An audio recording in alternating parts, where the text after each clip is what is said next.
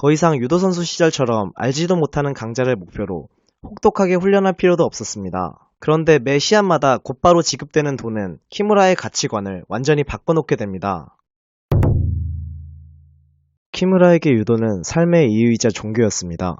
전쟁으로 유도를 할 수 없게 되자 키무라의 심신은 점차 망가지기 시작했고, 전쟁과 군 생활은 그에게 전혀 명예로운 것이 아니었기에 키무라는 결국 팔꿈치가 아프다, 허벅지 상처가 골맞다 등의 핑계로 의병제대를 하게 됩니다. 그러자 스승 우시지마는 키무라를 다시 도쿄로 불러들여 충격적인 제안을 하는데, 바로 자신이 폭탄을 준비할 테니 전범 토조 히데키를 암살하고 전쟁을 끝내자는 것. 우시지마는 토조의 반대 세력인 군벌 이시와라 칸지의 지지자였는데, 키무라도 이 사실을 알고 있었지만 이 암살은 키무라가 토조와 함께 자폭하는 것을 의미했기에 스승이 본인의 이상을 위해 제자인 자신의 목숨을 무기로 사용하려 한다는 사실에 큰 충격을 받게 됩니다. 결국 암살 계획은 실행되지 않은 채 스승 우시지마는 체포되는데, 키무라는 우시지마의 제자라는 이유로 목숨이 위태로울 정도의 지독한 고문을 받았고, 우시지마는 사형을 면하기 힘들었지만 다행히 체포된 뒤 얼마 지나지 않아 일본 내각이 무너지면서 풀려나게 됩니다. 그렇게 고향 쿠마모토로 돌아온 키무라는 술에 빠진 채 백수 생활을 이어나갔고, 어느새 키무라의 나이는 만 27세. 참다 못한 가족들은 그를 장가 보내기로 하였고, 키무라와 친분있던 야쿠자의 주선으로 신발가게 아가씨 토미와 결혼하게 됩니다. 키무라의 아내는 주선자에게 상대는 유도 일본 제1의 남자로 급료도 당연히 상당하다, 담배도 술도 하지 않는 품행방정한 훌륭한 남자다 라고 소개받았는데, 유도를 빼면 이는 모두 거짓말이었습니다. 그러나 아내는 그런 키무라를 위해 매일 아침 도시락을 싸줬고, 백수였던 키무라는 매일 아침 출근하는 척 집을 나가 적당히 시간을 보내고 저녁에 귀가하기를 반복했습니다. 그리고 1945년 8월 15일, 모든 게 끝이 납니다. 키무라는 종전 전부터 미군들에게 주 2회 유도를 지도하며 틈틈이 운동을 했고, 키무라는 마침내 유도 선수로 복귀해 1949년 5월 5일 다시 열리기 시작한 전일본 대회에 출전하게 되지만, 키무라는 술에 찌든 방탕한 삶에서 돌아오지 못했고, 제대로 연습도 하지 않은 채 시합 전날에도 잔뜩 술을 마셔버립니다. 그럼에도 키무라는 압도적인 강함을 뽐내 결국 결승에 오르는데, 그런 키무라를 우승시킬 수 없었던 강도관 관계자들은 시합을 몇 번이고 연장시켜 시합은 결국 공동 우승으로 마무리됩니다. 키무라는 자신이 유도를 모욕하는 것만 같은 죄책감이 들었고, 그렇게 다시 고향으로 돌아오게 됩니다. 2차 세계대전 종전 후 당시의 강도관은 유도로 금전적 이익을 얻을 수 있는 건 유도 지도자뿐이라는 규정을 만들어 자신들의 유도는 스포츠, 체육이다라고 GHQ에게 어필했는데, 키무라를 포함한 대부분의 유도가들은 지도자 자리가 없어 생계를 위해 석탄, 강매 등의 암거래를 일삼는 뒷세계 일에 종사하게 됩니다.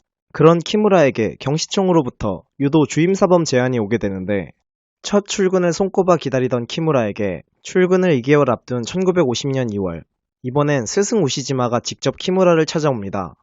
우시지마는 무도유도의 부흥과 선수들의 생활고를 해결하기 위해 유도의 프로스포츠화를 생각하고 있었는데, 키무라에게 자신이 설립할 단체의 간판 선수가 되어달라고 부탁합니다. 키무라는 경시청 유도사범이라는 안정적인 일자리를 잃고 싶지 않았고, 혼란스러운 시대에 여전히 이상만을 추구하는 스승에게 불안감을 느꼈지만, 당시 시대에 제자가 은사의 말을 거절하는 것은 불가능했습니다. 그렇게 1개월 뒤 1950년 3월 2일, 프로유도 단체 국제유도협회가 설립되었고, 다시 1개월 뒤인 1950년 4월 16일, 언론과 무도계의 관심 속에 첫 대회를 시작합니다. 이 프로유도 시합은 고전유도의 상당 부분을 이어받은 시합으로 판정에 의한 우세승 없이 승부를 결정짓는 건 오로지 한 판뿐이었고, 무릎 관절기, 경추 관절기를 제외한 손가락 관절기, 척추 관절기, 슬램까지 허용되는 룰에 시간 제한도 무승부도 존재하지 않았습니다. 키무라는 이 대회에서도 무패 행진을 기록하며 단체를 이끌어 나가게 되지만, 단체의 경영은 너무나 미숙했고, 대회가 개최된 지 얼마 지나지 않아 지방흥행을 시작하는데, TV 중계도 없던 시절에 지금도 매니아가 아니면 보기 힘든 시간 제한 없는 서브미션 올리 그래플링 시합을 지방에서 봐줄 팬들을 찾긴 어려웠습니다. 그렇게 지방흥행 실패는 스폰서의 이탈과 선수들의 임금체불로 이어졌고, 거기다 키무라는 아내가 폐결핵으로 병원에 입원했다는 소식을 듣게 됩니다. 키무라와 함께 단체의 간판 선수였던 야마구치 토시오는 하와이의 일본계 흥행사를 키무라에게 소개했고, 흥행사는 키무라에게 하와이에서 유도 시합과 유도 세미나를 해주는 것으로 큰 돈을 제시합니다. 결국 키무라는 스승 우시지마 몰래 단체의 간판 선수인 야마구치 토시오, 사카베 야스유키와 함께 전일본 프로유도가 협회를 결성해 도망치듯 하와이로 떠납니다. 자신의 토지마저 팔아 선수들의 급여를 챙겨줬던 우시지마는 너무나 화가 났고 B1의 천남 시합을 우승한 지 10년 후 1950년 10월 3일 우시지마는 키무라를 고소하게 됩니다. 그렇게 프로유도는 만들어진 지 8개월 만에 사라지게 되었는데 강도관의 3대 관장 카노 리세이는 언론에 프로유도 선수들의 강도관 파문은 없다고 선언하며 첫 대회 때부터 직접 관람할 정도로 프로유도를 지지하는 모습을 보였으나 프로유도는 강도관 유도 역사의 최악의 오점으로 남겨졌고 키무라의 강도관 8단 승단은 영원히 멈추게 됩니다. 돈이 어쩌고 대우가 어쩌고 그런 게 아니에요. 그때 저희는 그저 순수하게 무도로서 유도를 전문적으로 한다는 숭고한 기분뿐이었습니다. 누구보다 강해지고 싶다. 그저 유도를 전문적으로 하고 싶다. 그건 유도 외에는 아무것도 생각 안 하고 몰두하고 싶다는 사람들의 모임이었습니다. 우시지마 선생님과 키무라 씨는 우리에게 야와라의 도를 알려준 거예요. 그것은 무도적인, 진정한 도였습니다. 도를 배우기 위해 우린 거기 모인 거예요. 그리고 거기서 정말로 엄격하게 도를 가르침 받았습니다. 도를 배운 거예요. 1951년 1월 27일, 키무라와 동료들은 하와이에 도착합니다.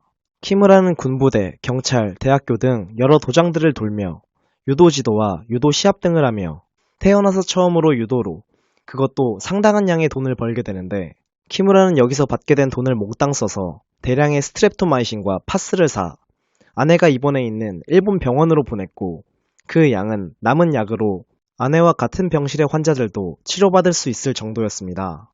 그렇게 3개월의 일정을 모두 마친 키무라에게 러시아 출신의 한 남자가 접근합니다. 알 카라식, 프로레슬러 출신의 프로모터이자 하와이와 극동 지역을 관리하는 인물로 후에 역도산 등도 그의 손을 거치게 되는데 알 카라식은 키무라와 일행들에게 프로레슬러로 활동할 것을 제안합니다. 키무라와 야마구치는 이를 수락했지만 또 다른 동료인 사카베 야스유키는 프로레슬러가 아닌 유도 지도자로서 하와이에 남길 원했고 사카베는 그렇게 훗날 하와이 유도의 아버지로 불리는 인물이 됩니다. 프로레슬링은 키무라가 지금껏 살아온 세계와 너무나도 달랐습니다. 승패가 정해져 있기에 시합 전에 받던 긴장과 스트레스도 없었고 숨도 차지 않은 채 몸이 기분 좋게 달아오르면 시합은 끝나 있었고 더 이상 유도 선수 시절처럼 알지도 못하는 강자를 목표로 혹독하게 훈련할 필요도 없었습니다. 그런데 매 시합마다 곧바로 지급되는 돈은 키무라의 가치관을 완전히 바꿔놓게 됩니다. 내가 프로레슬링에 관심을 갖게 된 것은 유도보다 쉽고 게다가 돈벌이가 됐기 때문이었다.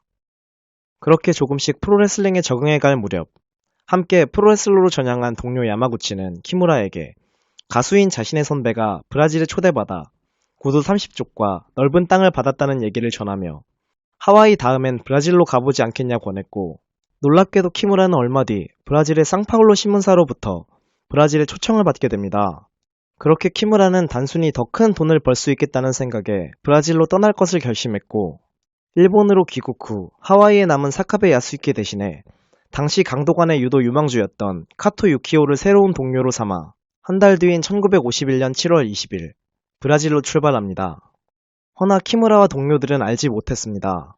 그들이 브라질에 초대받은 진짜 이유도 앞으로 어떤 일들이 그들을 기다리고 있을지도 이 여정이 무도 역사에 얼마나 큰 족적을 남기게 될지도 그들은 알지 못했습니다. 준비한 영상이 볼만했다면 좋아요와 구독, 볼만하지 않았다면 싫어요를 꼭 눌러주세요.